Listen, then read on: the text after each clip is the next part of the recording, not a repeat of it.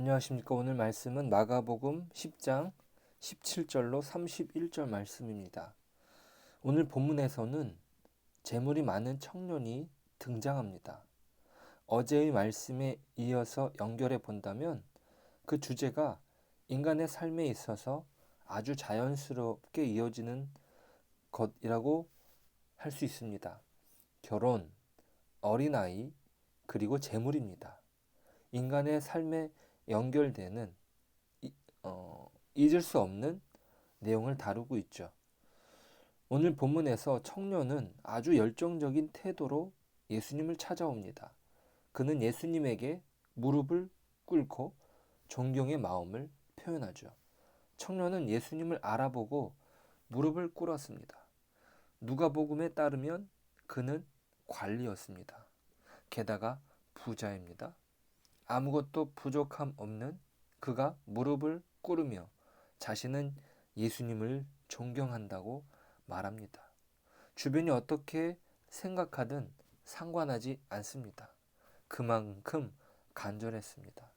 하지만 결과적으로 그는 예수님을 떠나갔습니다. 무엇이 문제였을까요?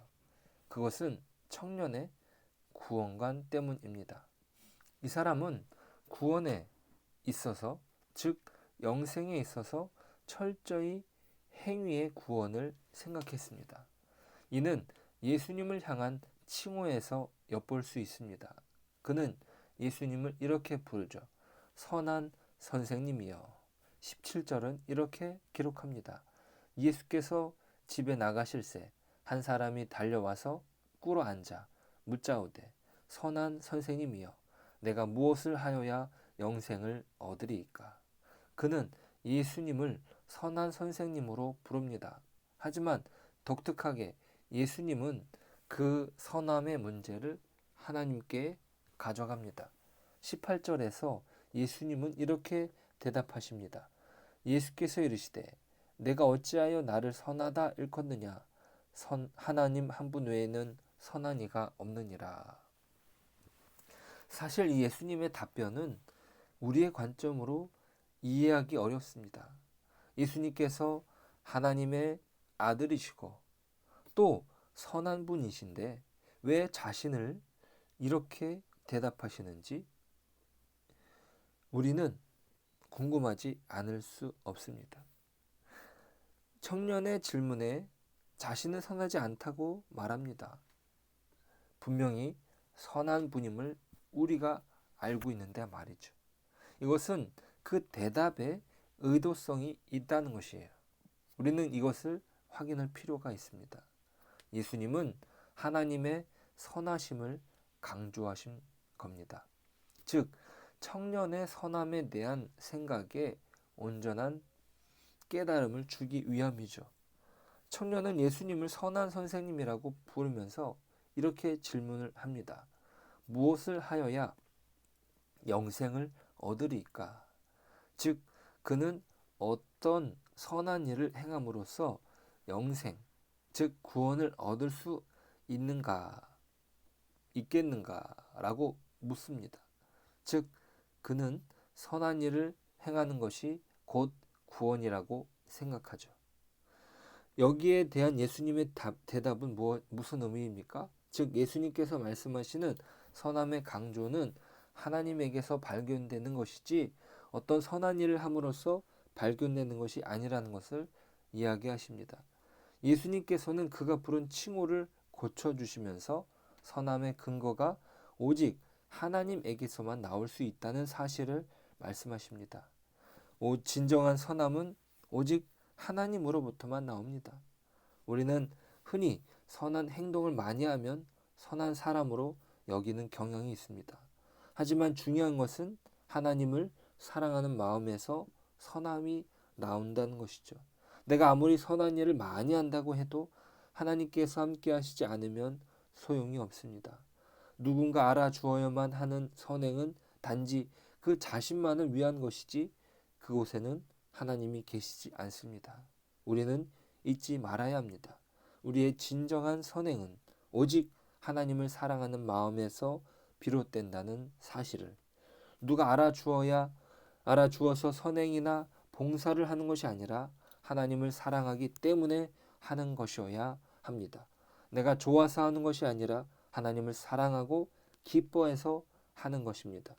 우리는 나 중심이 아니라 하나님 중심으로 우리의 착함이 드러나야 합니다. 거기에서 진정한 선함이 있는 것이죠. 청년의 행위적인 구원을 그의 율법 준수를 드러내시면서 말씀하십니다. 예수님께서는 이 청년에게 계명을 말씀하십니다. 19절입니다. 내가 계명을 안 하니 살인하지 말라, 간음하지 말라, 도둑질하지 말라, 거짓 증언하지 말라, 속여 빼앗지 말라, 내 부모를 공경하라 하였느니라. 이 계명들은 하나님과 관련된 계명을 뺀 나머지 계명들입니다. 청년은 자신이 어릴 때부터 다 지켜왔다고 대답합니다. 그 얘기는 자신 있는 내용이었죠. 평생 지켜온 계명들에서 무언가 부족한 것을 느꼈습니다. 그래서 그는 더 무엇을 해야 할지 예수님에게서 답을 찾기 위해 찾아온 것이죠. 아니면 자신이 얼마나 잘하고 있는지를 확인받고 싶었는지도 모릅니다. 보통 유대 사람 수준 이상으로 율법을 지켜왔다는 사실을 그는 스스로 자랑스럽게 여겼던 것이죠. 아니면 더 높은 수준에 지켜야 할 율법을 찾고 있었는지도 모르겠습니다. 어찌되었든 겉으로 보기에 완벽한 조건을 갖추었습니다. 여기에서 청년의 문제는 무엇입니까? 아무런 문제가 없어 보입니다. 하지만 하나님 중심이 아니었다는 말이죠. 예수님께서는 율법을 열거하시기를 이웃과 관련된 계명을 말씀하셨습니다. 그리고 그에게 요구하신 것은 무엇입니까? 내가 있는 것을 다 팔아서 가난한 자들에게 주고 나를 따르라는 것입니다. 여기에 대하여 청년은 재물이 많아 근심하고 자리를 떠납니다. 이 청년의 문제는 그 행위 안에 하나님이 중심이 아니었다. 그것을 방해하는 문제는 무엇입니까? 바로 재물입니다.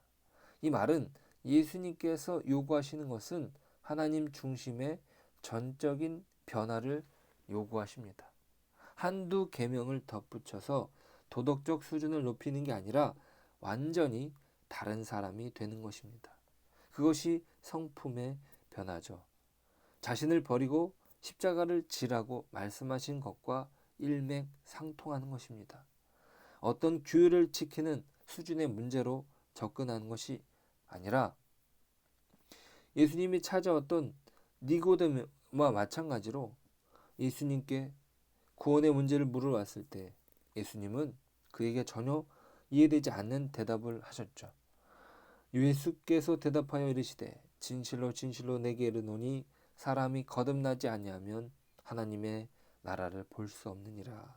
니고데모에게 이 거듭나는 문제는 다시 태어나는 문제인데 이 니고데모와 이 부자 청년에게 있어서 구원의 중심이었던 자신들의 행위가 아니라 하나님 중심의 구원으로 들어오라는 예수님의 요구입니다. 이것은 곧 완전한 변화를 말합니다. 사람에게서 시작되는 것이 아니라 하나님이 베풀어 주시는 은혜입니다. 예수님은 청년에게 완전한 변화를 요구합니다. 율법을 지키는 무엇을 말씀하시는 것이 아니라 하나님 중심의 삶을 요구하십니다. 그것이 변하고 거듭남이죠. 그것은 똑같이 율법을 잘 지키는 것으로 드러날 수 있습니다. 하지만 중심이 다릅니다. 하나님 중심으로 하느냐 아니면 자기 중심으로 하느냐. 중요한 것은 하나님 중심으로 우리의 인생이 변화되어야 한다는 것이죠. 그것은 단순히 어떤 무엇을 잘 지키는 것의 문제가 아니라 내면의 문제입니다. 그것을 어떤 사람은 재물이 가로막고 있기도 하고 어떤 사람은 명예가, 어떤 사람은 체면이 그것을 막고 있습니다. 때로는 해결하지 못한 상한 감정이 그렇게 하나님을 자신과 가로막기도 하죠. 예수님은 분명히 요구하십니다. 그것을 다 버리고 나를 따르라는 것이죠. 하나님 중심의 인생을 살라고 도전합니다. 이 청년은 재물이 큰 장애물이 되었습니다. 우리들에게는 무엇이 하나님 중심의 삶을 살아가는데 장애물이 되고 있는지 점검해 보아야 합니다. 하나님 없이도 율법을 지킬 수 있지만 그것으로 온전한 변화는 일어나지 않습니다. 왜입니까? 하나님 중심의 변화가 아니기 때문이죠. 예수님께서 요구하시는 그것은 그저 한두 개의 율법을 지키는 것이 아니라 전적인 변화를 요구하십니다. 그 전적인 변화의 요구는 청년에게 모든 재물을 버리고 따르라는 요구입니다. 그가 할 수 없는 것을 요구하십니다. 그 정곡을 찌르시는 거죠. 하나님께 돌아서는 것은 그 절망에서 시작할 수 있습니다. 다른 것이 아니라 하나님을 의지하겠다는 결단이 필요한 것이죠. 하나님 나라를 중심으로 주님을 따를 때 진정한 변화가 가능한 것입니다. 나는 진정 무엇을 의지하며 살아갑니까? 청년처럼 재물을 의지하면서도 어떤 율법들을 지키며 하나님을 중심으로 모시지 않았던 것은 아닙니까? 율법을 지키지만 전적으로 하나님 중심의 삶을 살지 못하는 부분은 없습니까? 내가 하고 있는 중요한 사역들이 나를 증명한다고 생각하는 것은 아닙니까? 진정 예수님을 닮아가려는 열심이 내게 있는지 우리는 살펴야 합니다. 예수님의 성품을 닮아가야 하는데 방해하는 것이 무엇입니까? 재물입니까? 나의 알량한 자존심입니까? 율법을 잘 지키는 정도로 만족하는 것입니까? 그런 부차적인 것이 아니라 근본적인 변화를 요구하시며 자신을 따르라는 요구에 우리는 어떻게 대답하겠습니까? 주님, 제가 진정 하나님을 사랑하며 변화의 길을 걸어가겠습니다. 주님, 저를 도와주십시오. 이렇게 대답하며 주님을 따르지 않겠습니까? 진정한 변화는 내가 할 수 없습니다. 이것도 하나님께서 도와주셔야 합니다. 하나님 없는 선함은 결코 불가능한 것이고 우리가 하는 어떤 잘난 행위는 그저 장식품에 불과하다. 우리는 그것을 인정해야 합니다. 나 중심이 아니라 하나님 중심의 신앙을 가져야 됩니다. 하나님 안에서 예수님의 형상을 닮아가는 온전한 변화의 삶을 살아가는 저와 여러분 되시길 축복합니다. 기도하겠습니다. 하나님, 감사합니다. 우리 안에 진정한 변화가 있기를 소원합니다. 내가 할 수 있는 그것을 이루어내는 것이 구원이 아니라 하나님께서 베풀어 주시는 것이 진정한 구원임을 저희들이 깨달아갈 수 있도록 인도하여 주옵소서. 우리가 할 수 없음을 고백할 때 하나님이 일하십니다. 우리 내가 아무것도 아니라는 사실을 인정할 때 하나님께서 역사하십니다. 내 삶의 주인으로 좌정하여 주옵소서. 내 삶을 주관하시는 분으로 모셔드리기를 소원합니다. 거기에서 진정한 변화가 일어남을 고백합니다. 주여, 오늘 하루도 주님께 모든 것을 맡기며 나아갈 수 있도록 도와주시옵소서. 예수님의 이름으로 기도드립니다. 아멘.